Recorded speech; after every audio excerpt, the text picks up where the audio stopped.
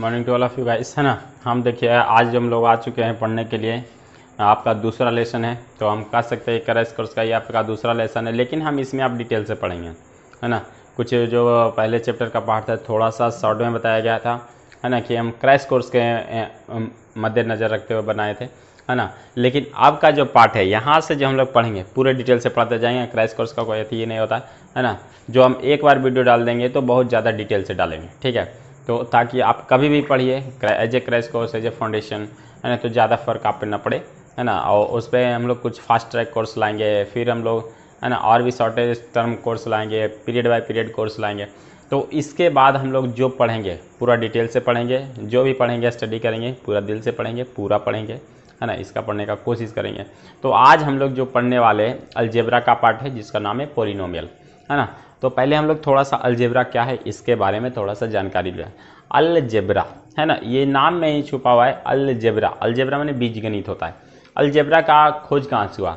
तो अलजेब्रा का खोज पहले बगदाद में रहने वाले, है ना, बगदादी लोग भी पहले बहुत सारे ब्रिलियंट लोग होते थे, बहुत ही तेज होते थे, है ना। उस समय से एक राजा के दरबार में, है ना, एक अल ख्वारिज़मी नामक मतलब गणितज्ञ रहते थे, है ना। और जो अनडिफाइंड चीज़ों को, जैसे कुछ बहुत सारी चीज़ों में एक चीज़ है जिसके बारे में हमको मालूम नहीं है, उसको हम एक्स मान के हम निकालने के जो प्रक्रिया दिए थे, है ना, उसने एक किताब लिखी थी, है ना। वो जो राइटर थे, यानी कहने का मतलब वो जो गणितज्ञ थे, है ना, जिनका नाम था मोहम्मद जफ़र इब्न अल ख्वारिज़मी, है ना।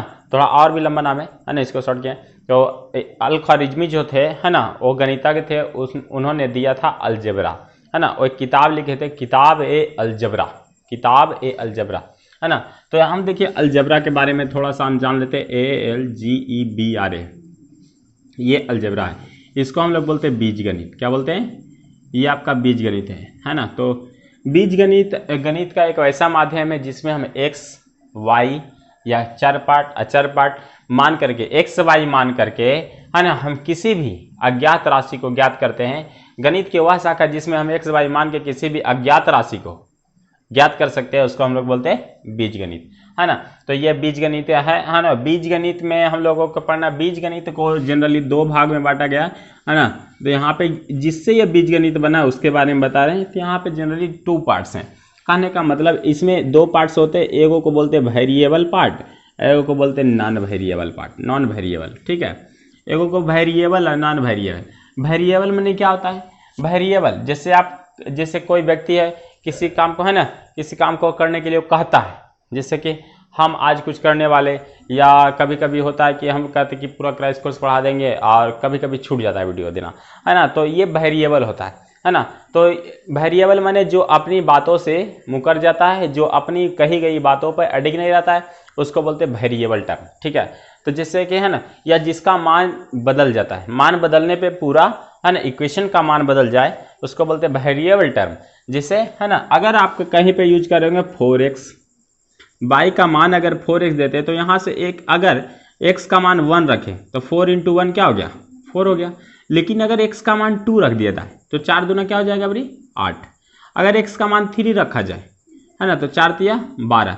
तो यानी जैसे जैसे हम x का मान 1 रखें तो 4 था, x का मान 2 रखें तो 8 हो गया, x का मान 3 रखें तो 12 हो गया। अगर x का मान 0 रखेंगे तो ये 0 वैल्यू हो जाएगा। यानी कहने का मतलब ये जैसे जैसे x का मान बदल रहा है, पूरा इक्वेशन y का मान भी क्या हो रहा है? बदल रहा है। तो इसको बोलते हैं वेरिएबल टर्म। सीधा सीधा जिसमें अल्फाबेट के कोई भी अक्षर लगे हो, अल्फाबेट के सारे अक्षर जो लगे हो, है ना, अल्फाबेट का कोई भी अक्षर अगर लगा हुआ है तो एक वेरिएबल टर्म है। इसको बोलते हैं चर पद, ठीक है, इसको बोलते हैं चर पद। और उसमें, है ना, नॉन वेरिएबल को हम कांस्टेंट बोलते हैं। नॉन वेरिएबल को कांस्टेंट बोलते हैं। इसको हम लोग CONSTANT, जो कभी बदलता नहीं हो, है ना, इसको बोलते हैं कांस्टेंट। ये इसको बोलते हैं, है ना, शॉर्ट में बोल सकते हैं नियतांक, ये, है ना, जो कभी बदलता नहीं। जैसे 4 का मान कभी बदल सकता है? नहीं बदल सकता है। अंक है, ये कभी बदलेगा नहीं। बदलेगा समझिए गणित बदल गया, हमारा बनाने का जो मैथ बदल गया, है ना। 3 होगा, 11/2, ये सब फिक्स संख्याएं हैं जो कभी बदल नहीं सकती है ना। 6.67 × 10⁻⁻11 न्यूटन मीटर स्क्वायर पर, ये सब क्या है? कांस्टेंट टर्म है, ये कभी बदलने वाला नहीं है ना। तो ये सब बदलने वाला है, तो इसको बोलते हैं वेरिएबल टर्म, इसको बोलते हैं नॉन वेरिएबल। एग्जांपल के थ्रू समझते हैं। अगर c बराबर c सरकमफ्रेंस, ये मान लेते हैं सर्कल है ना, और ये सर्कल है, तो ये सर्कल का सर्कुलर पार्ट है ना, ये परिधि है, इसको क्या बोलते हैं, जो वृत्त का ये जो पार्ट है इसको परिधि बोलते हैं, और यहाँ से ये क्या है r रेडियस है ना। तो अगर c निकालते हैं इसका है ना, तो परिधि बराबर हम लोग फार्मूला पढ़ते हैं, परिधि बराबर 2 पाई r, परिधि बराबर, अब परिधि को c से डिनोट करते हैं 2 पाई r, या बड़ा आर दे या छोटा आर भी दे है ना, जैसा आप अपने सुविधा अनुसार है ना। तो इसको c बोलते हैं। तो ये c कब पे, जैसे ये 2 पाई का तो मान फिक्स है, पाई का मान 22/7 और 2 भी एक डिजिट है, तो इसको हम बोलते हैं कांस्टेंट, ये हमारा अचर पद है, ये बदलने वाला नहीं है, इसको हम लोग अचर पद। और ये r का मान सर्किल, अगर इसका साइज ये देखिए बड़ा कर दें, पहले से थोड़ा बढ़ा दिए, तो छोटा आर से क्या हो जाएगा, बड़ा आर, इसका कुछ मान बदल जाएगा, तो ये अचर पद है, r अचर पद है। जैसे ही ये बदलेगा तो c बदलेगा कि नहीं बदलेगा।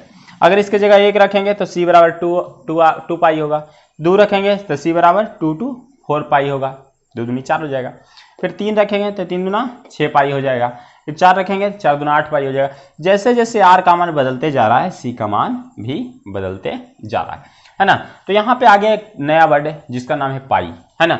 तो पाई के बारे में हम लोग जानते हैं, पाई का मान होता है 22/7 या होता है 3, भागा देकर आप देख लीजिए 3.14 आएगा है ना। ऐसे तो इसका 3 ट्रिलियन तक सुपर कंप्यूटर द्वारा निकाला गया है, लेकिन उसके बाद कंप्यूटर भी अपना हिम्मत छोड़ दिया है ना। लेकिन है ना, यहाँ ये जो हम वैल्यू ले रहे हैं ये एक्यूरेट नहीं है, ये एक्यूरेट नहीं है, आगे इसका मान निकलेगा है ना, लेकिन हम इसको है ना एक्यूरेट नहीं है, तो इसलिए हम इसको 3.14 लगभग में लेके चलते हैं।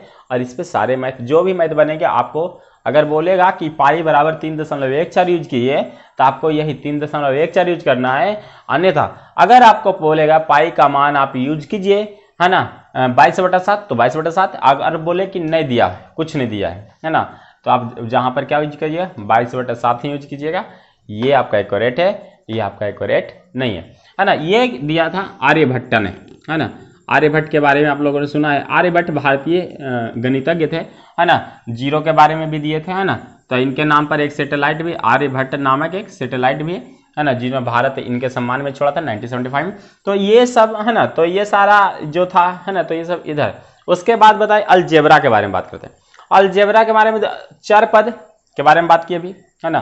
तो चर पद में यहाँ पे अगर 4x² है, जैसे हम एक टर्म लेते हैं, यहाँ पे ले लेते टर्म 4x², ठीक है, ये आपका टर्म है 4x मान, और इसको बोलते हैं घात बोलते हैं। इसी को हम लोग पढ़ते पावर, पावर, और इसी को हम लोग पढ़ते डिग्री। पावर को क्या पढ़ते हैं, पावर को हम लोग डिग्री पढ़ते हैं, DEGREE, डिग्री पढ़ते हैं है ना। एक्सपोनेंट कहीं कहीं एक्सपोनेंट भी बोलते हैं इसको, एक्सपोनेंट है ना, एक्सपोनेंट है ना। तो ये सारे टर्म से हम लोग पावर को पढ़ते हैं। और ये वाला टर्म है, इसको बोलते हैं x² का गुणांक, x² का गुणांक।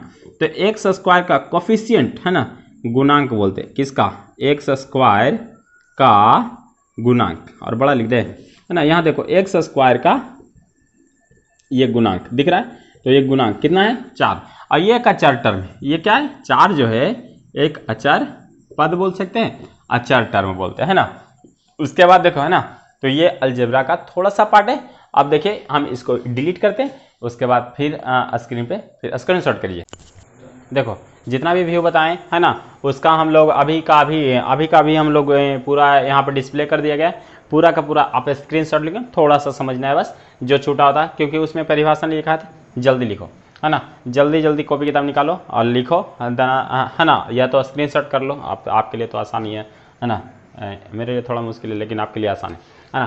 तो स्क्रीनशॉट कर लेना, तो इन्हें के फ़ोने में रहना चाहिए, उसको पढ़ाई भी करना, एक बार 2 बार आप देख लेना तो रिवीजन हो जाएगा, आपका रिवीजन ही बहुत काफ़ी हो जाएगा है ना। देखिए हम समझने की कोशिश करते हैं। बता दिया अलजेब्रा क्या है, बीजगणित है ना, वेरिएबल और नॉन वेरिएबल टर्म, वैसे टर्म जो बदल सकते हैं है ना, उसको वेरिएबल टर्म, जो नहीं बदलता है अब है ना नॉन वेरिएबल या कांस्टेंट। वेरिएबल टर्म वह निश्चित चिन्ह जिसका मान बदलता रहता हो, जिसका मान बदलता रहता हो चर मान कहलाता है। c बराबर 2πr, c यहाँ पे वेरिएबल है क्योंकि यहाँ से r वेरिएबल है, r बदलेगा तो c का मान बदलेगा, लेकिन 2π कांस्टेंट है, कांस्टेंट ये कभी बदलेगा नहीं, है ना। उसके बाद एग्जांपल अगर अल्जेब्रिक ले तो यहाँ पे 4x² + 9, देखिए यहाँ x² है, ये बताए थे, ये पावर जो है इसको बोलते हैं घात, इसको बोलते हैं पावर, या इसी को बोलते हैं डिग्री, है ना। तो यहाँ से देखिए, है ना, पावर है, यहाँ पे देखिए ये है वेरिएबल टर्म, x के रूप में जो आया वेरिएबल टर्म है, और ये इसका x² के आगे जो 4 रहता है इसको बोलते हैं गुणांक, कोफिशिएंट ऑफ द x² का ये गुणांक है, हिंदी में इसको गुणांक बोलते हैं, कोफिशिएंट ऑफ द x² लिखा गया अंग्रेजी में, है ना, ये गुणांक है। और ये +9 जो है, ये 9 है, 9 तो कभी बदलेगा नहीं, ये एक संख्या है ना, और ये पूर्णांक है तो ये कभी बदलेगा नहीं, तो ये एक अचर टर्म है, इसी को हम कांस्टेंट बोलते हैं। और यहाँ पे देखिए नन वेरिएबल टर्म है, एक निश्चित संख्यात्मक मान चिन्ह जो अचर कहलाता, एक निश्चित संख्यात्मक मान, वह निश्चित संख्या जो जिसका मान बदलवे ना करे उसको वाला अचर टर्म बोलेंगे। जैसे यहाँ पे 9 हो गया, -6 हो गया, पाई भी है, पाई एक अपरिमेय संख्या, याद रखना, यही एग्जाम में पूछेगा तो पूछेगा, पाई बराबर एक अपरिमेय संख्या, 22/7 परिमेय संख्या, पाई का मान होता है 22/7, लेकिन 22/7 p/q के फॉर्म में है, q बराबर नॉट 0, इसलिए परिमेय संख्या, लेकिन पाई एक अपरिमेय संख्या, 4/7 परिमेय संख्या है, और ये संख्यात्मक मान नहीं तो फिक्स है, ये बदलने वाला नहीं है, इसको अचर मान में रखा जाएगा। 4x² में 9 यहाँ पे कांस्टेंट है, तो ये आप स्क्रीनशॉट करो। उसके बाद देखते हैं बीजीय व्यंजक क्या होता है ना। देखिए चर एवं अचर राशि, देखिए जितना भी चर है, x वाला ये दोनों चर है ना। चर एवं अचर राशि जो है, चर एवं अचर राशि जब प्लस माइनस गुणा या भागा के द्वारा जोड़ दिए जाते हैं, है ना, तो उसको हम लोग बोलते हैं बीजीय व्यंजक। क्या बोलते हैं? बीजीय व्यंजक। तो ये जैसे देखिए 5x² - 9x + 4, 4x³ + √2 x² - 5 बटा 9x - 8, y का पावर 6 - 6 का पावर 8, 6 का पावर 6 यानी 64। तो ये सारे के सारे क्या है? बीजीय व्यंजक है, ठीक है ना। उसके बाद है बीज गणित के जनक। बीज गणित के जनक हम लोग दुनिया के लिए अगर माने, ये वर्ल्ड के लिए है ना, बीज गणित का अगर जनक दुनिया में ये माने जाते हैं, है ना, तो अबू जफर मोहम्मद इब्न अल ख्वारिजमी, है ना, अबू जफर मोहम्मद इब्न अल ख्वारिजमी, है ना। ये बगदाद के रहने वाले थे। ये डिस्प्ले पर देख लीजिए स्क्रीन, है ना, मतलब ये एनिमेट कर दिया जाएगा डिस्प्ले पर, है ना, इनका फोटो, है ना, यही है देख लीजिए, है ना, अबू जफर मोहम्मद इब्न अल ख्वारिजमी, है ना। उसके बाद ये बगदाद के रहने वाले थे, इन्होंने किताब लिखी थी, किताब ए अलजबरा। क्या लिखा था? किताब ए अलजबरा। अब किसी भी एक्सप्रेशन में कौन कौन से नॉलेज होते हैं, ये जैसे इसको स्क्रीनशॉट करो, अभी मिटाते हैं, है ना, इसको स्क्रीनशॉट करो। देखो अभी यहाँ से हम लिख देते हैं, देखिए यहाँ पे एक एक्सप्रेशन दे रहा है, ठीक है, यहाँ पे एक एक्सप्रेशन दे रहे हैं 4x² - 3x + 8 = 0, ऐसे इक्वेशन दिए, है ना, जिसमें बराबर में 0 इक्वेशन है, बराबर में 0 ने बहुपद है। ये देखिए बहुपद, ये बहुपद है, ये बहुपद है जो पॉलिनोमियल आगे पढ़ने वाले, जो इसका मेन चैप्टर है, मोटो है ना। लेकिन इसमें क्या क्या इंफॉर्मेशन है हम आपको बताना चाहेंगे। यहाँ पे बराबर 0, देखिए ध्यान से, यहाँ x², अगर पूछेगा इसमें 4 पद कितने हैं तो कई को, देखिए एगो पद x वाला एगो है, 2 है, तो 4 पद 2, है ना। तो 4 पद का मान कौन कौन है, 4 पद की संख्या कौन कौन जो है, 4 पद की संख्या पूछेगा, 4 पद की संख्या तो 2, 4 पद का मान बता देना, तो एगो है 4x², एगो है -3x, ये दोनों 4 पद वाला है। अचर पद कितने हैं, तो अचर पद देखिए कौन है, केवल 8 है, तो अचर पद की संख्या पूछेगा तो 1, और अचर पद ही पूछ देगा तो पद केवल 8, वो भी प्लस के साथ, ये +8, ठीक है। अगर पूछेगा, है ना, x² का गुणांक बताइए, तो x² का गुणांक कौन है, x² को आगे, x² के आगे जो गुना के रूप में रहेगा उसको x² का गुणांक बोलते हैं। तो यहाँ पे क्या हो जाएगा, गुणांक 4। अब पूछेगा x का गुणांक, तो x का गुणांक बताइए, तो x के आगे जो गुना के रूप में रहेगा तो क्या है, -3 है, तो -3 देंगे, है ना। तो इतना सारा इंफॉर्मेशन, ये देखिए माइनस की संक्रिया है, ये माइनस की संक्रिया है, और यहाँ पर ये प्लस का संक्रिया है, प्लस का संक्रिया चिन्ह, ये सारे इंफॉर्मेशन है।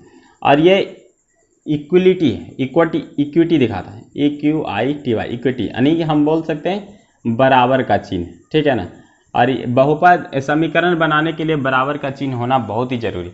जब तक ये बराबर का चिन्ह है तब तक ये बहुपद है, लेकिन जब बराबर का चिन्ह लग गया तब ये समीकरण हो गया, है ना। तो ये ध्यान देखना, है ना। अब बराबर के इधर तक बहुपद है, बराबर का चिन्ह लग गया, समीकरण लग गया, बराबर के बाद कुछ नहीं तो ये शून्य है। तो शून्य के बारे में तो आप जानबे करते हैं, विवेकानंद भी बोले थे, है ना। शून्य में किसी भी संख्या को गुना करने पर शून्य प्राप्त होता है, शून्य से किसी भी हीरो को गुना करेंगे तो शून्य प्राप्त होगा। यानी कहने का मतलब किसी भी संख्या में खाली भाग दे दीजिए, अनंत प्राप्त होगा, किसी भी संख्या में गुना कर दीजिए, शून्य प्राप्त होगा। तो ये सारे इंफॉर्मेशन एक पद के अंदर छुपे होते हैं। ये है आपका अलजेब्रा। इसके बाद चलेगा आपका नेक्स्ट वीडियो में पोलिनोमियल, है ना। ये आप पोलिनोमियल आप लोग जल्दी से शेयर कीजिए, है ना, क्योंकि आप बिना कहले तो कुछ करने वाले नहीं, तो इसलिए आप जल्दी से जल्दी शेयर कीजिए, है ना। Thank you.